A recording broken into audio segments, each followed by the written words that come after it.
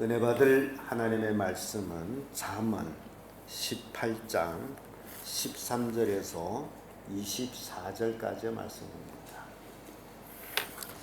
잠언 18장 13절에서 끝절까지의 말씀 찾으셨으면 교독하도록 하겠습니다. 사연을 듣기 전에 대답하는 자는 미련하여 욕을 당하느니라.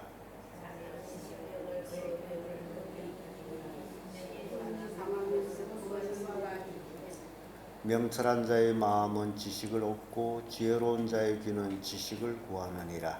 사람의 선물은 그에게 늦게 하며 또 정기한 자 행복을 인도하느니라. 송사의 원고의 말이 바른 것 같으나 그 피고가 와서 밝히느니라. 재미 뽑는 것은 사람을 거치게 하여 강한 자 사이에 하게 하느니라. 노엽게 한 형제와 화목하기가 견고한 성을 취하기보다 어려운즉 이러한 다툼은 산성 문빗장 같으니라. 사람 입에서 나오는 lời 말하며 배부르게 되하니 곧 그의 입술에서 나는 것으로 말미암아 만족하게 되니라. 죽고 사는 것이 혀의 권세에 달렸나니 혀를 쓰기 좋아하는 자는 그 열매를 먹으리라. 아내를 얻는 자는 복을 얻고 여호와의 경성을 하느니라. 가난한 자는 간절한 말로 구하여도 부자는 엄한 말로 대답하느니라. 많은 친구를 얻는 자는 해를 당하게 되거니와 어떤 친구는 문제보다 좋아지느니라. 아멘. 이 말씀으로 지혜로운 자 이런 제목으로 말씀을 나누겠습니다. 성경은 늘 두 종류의 사람을 말하고 있죠. 어리석은 자와 지혜로운 자.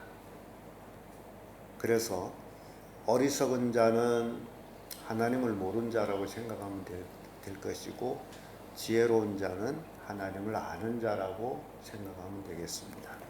그래서 권력을 가졌대서 지혜로운 것도 아니고 권력이 없대서 지혜 없는 것도 아니고 각기 이 땅에 살아가는 동안에 자기 위치에서 어떤 지혜로 사느냐가 중요한 것을 보여줍니다. 그래서 우리의 인생이 이 땅에 살아가면서 하나님의 주시는 지혜로 살아가는 것이 얼마나 큰 축복인지 그걸 오늘 말씀을 통해서 우리에게 교훈하고 있습니다. 지혜로운 자 그 첫째는 지식을 구합니다. 13절에서 16절까지 말씀인데 15절의 말씀 와보면 명철한 자의 마음은 지식을 얻고 지혜로운 자의 귀는 지식을 구하느니라 이런 말씀이 있습니다. 우리는 어려서 왕이 된 솔로몬을 생각해 보게 됩니다. 그래서 솔로몬이 한 일들을 우리가 생각해 볼 때 역대하 1장 10절에 주는 이제 내게 지혜와 지식을 주사 이 백성 앞에서 출입하게 하옵소서. 이렇게 많은 주의 백성을 누가 능히 재판하리까. 솔로몬이 아버지 왕을 이어서 왕이 됐습니다. 그런데 왕이 되고 났더니 이게 나라를 다스린다라는 것이 왕이란 이름 하나만 가지고서 나라를 다스리는 것이 아니다라는 것을 그가 알았어요. 그래서 하나님 앞에 일천번제를 드리고 바로 구한 것이 지혜였습니다. 하나님, 이 많은 주의 백성을 내가 어떻게 다스립니까? 나는 출입을 할 줄 모르는 어린아이입니다. 그래서 하나님께 지혜를 구했어요. 하나님의 백성을 잘 다스릴 재판할 수 있는 지혜를 구했습니다. 그것이 하나님 마음에 맞은 것이었어요. 그래서 하나님께서 그에게 구하지 아니한 수부도 주었어요. 그래서 이게 지혜로운 자가 어떤 자냐? 바로 하나님이 주시는 지식을 구하는 것이다 라는 것을 보여주고 있습니다. 시편 119편 66절에 내가 주의 계명을 얻었사오니 명철과 지식을 내게 가르치소서. 주의 계명을 얻게 되면 명철과 지식을 또 가르쳐 주옵소서라는 이제 시편 기자의 고백을 보게 됩니다.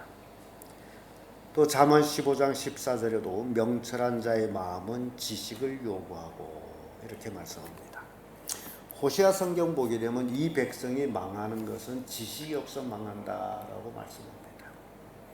하나님을 아는 지식이 없어서 망한다. 그래서 지혜로운 자는 하나님을 아는 지식을 요구를 하고 있어요. 세상에 수없이 많은 지식들이 있지만은 그것이 전부는 아닙니다. 하나님을 아는 지식이 가장 지혜로운 거예요.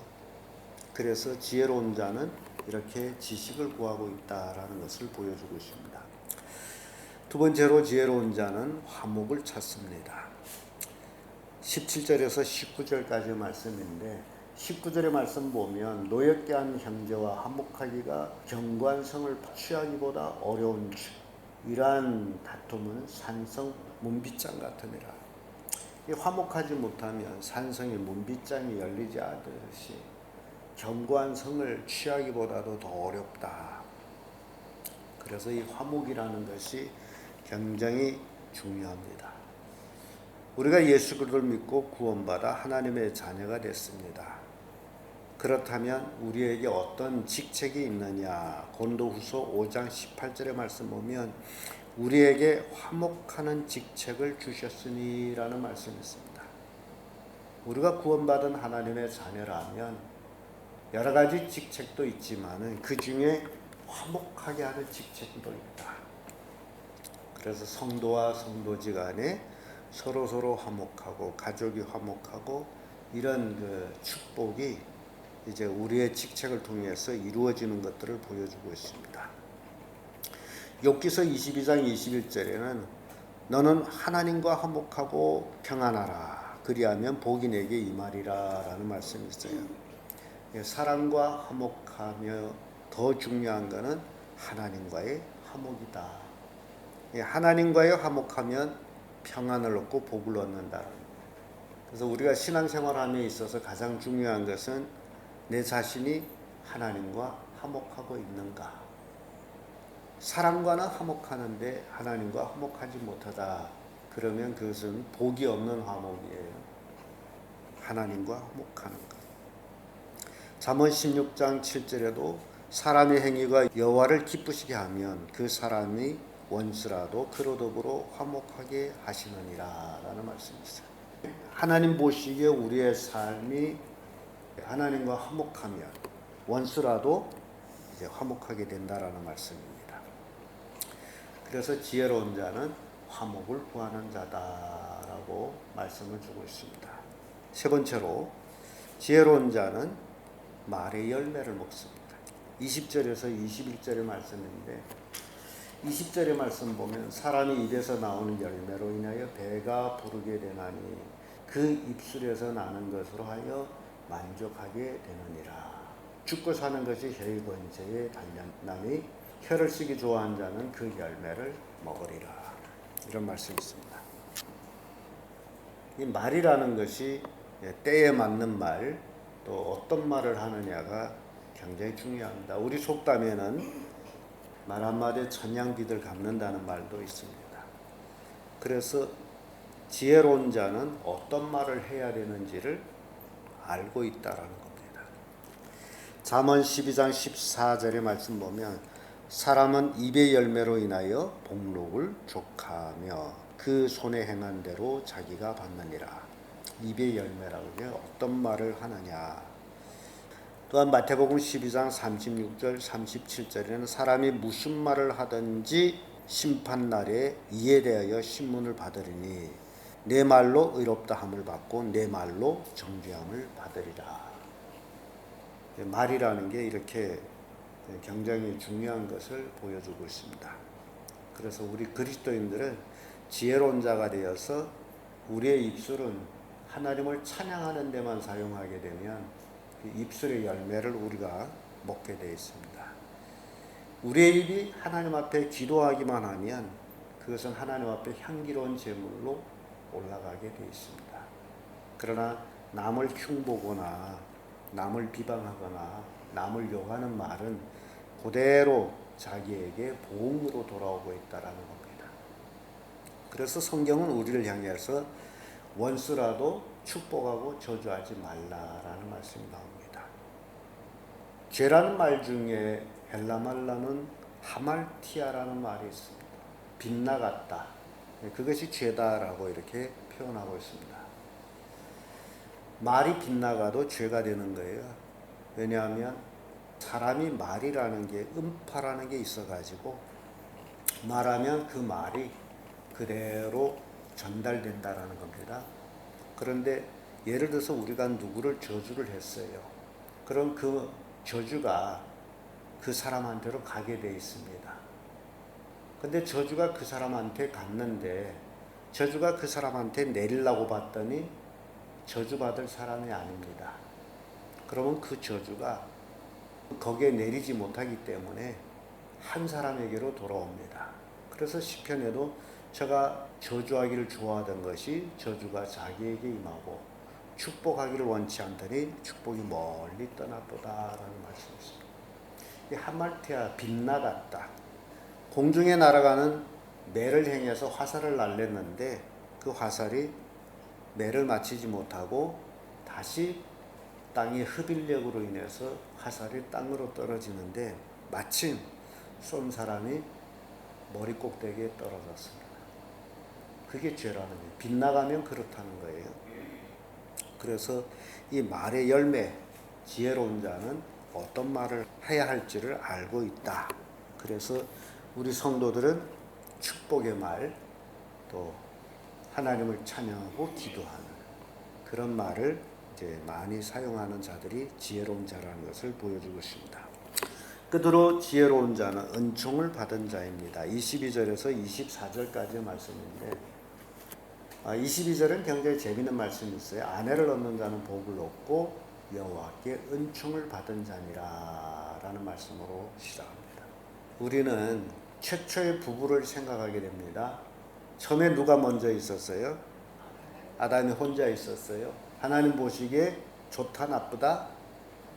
사람이 독처하는 것이 좋지 못하다 라고 말씀하시고 그에게 돕는 배필을 만들어 주셨어요. 그게 누굽니까? 아담의 아내였죠.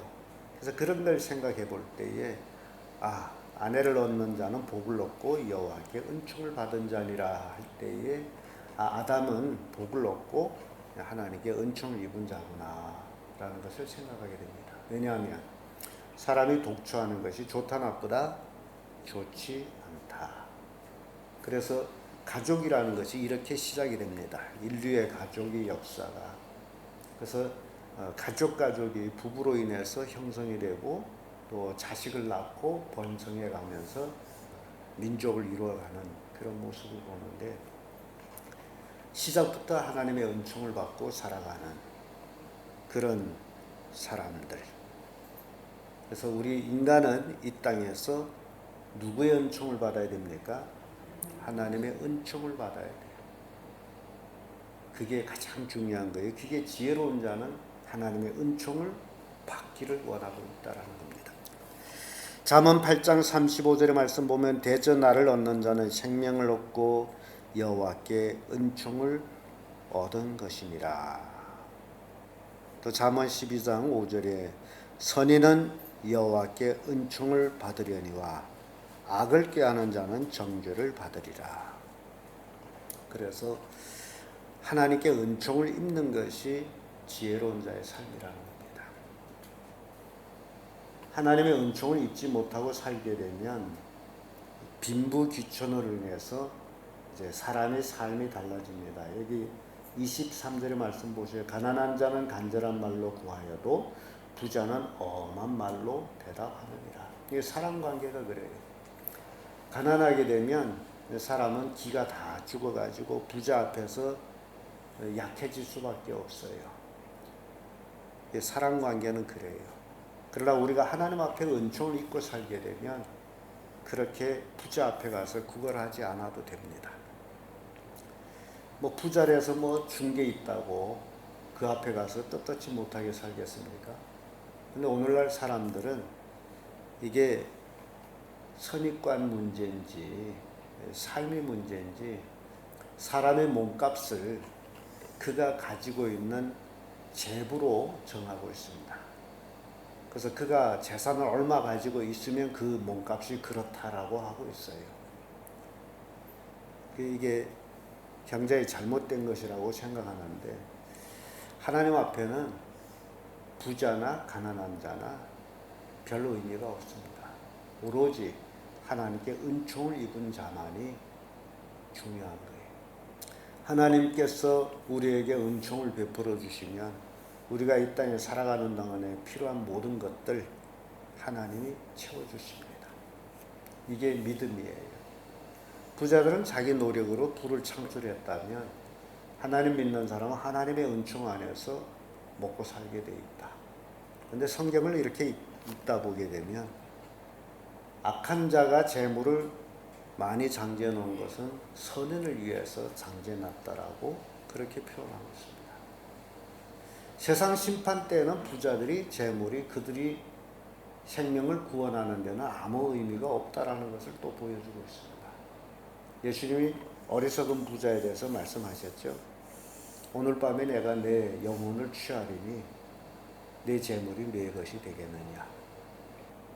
재물을 많이 장지해 놨어요. 근심할 정도로 이 많은 재물을 어떻게 처리할고 가난한 자들한테 나눠주면 될 텐데 그러지 못하고 어리석은 결론을 내리죠. 큰 창고를 지어가지고 거기에다 그걸 다 장지해 놓고 그리고 여러 해쓸 물건을 내가 장지했으니 내 영혼아 이제 편히 쉬자. 그게 어리석다. 재물을 가지고 영혼이 평안한 것이 아니다라는 것. 그러니까 가장 중요한 것은 지혜로운 자는 하나님의 은총을 받는 것이다.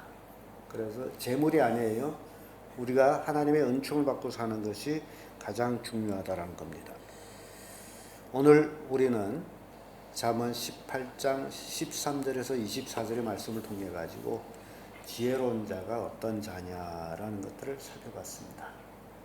그래서 여러분들 비록 이 땅에 가진 것은 없지만은 그러나 살아있는 동안에 지혜로운 자들이 되기를 바랍니다. 그래서 지식을 구하고 화목을 구하고 하나님을 찬양의 삶으로 하나님의 은총을 입어서 이 땅에서 평안하며 강건하게 사시기를 예수님 이름으로 축복합니다.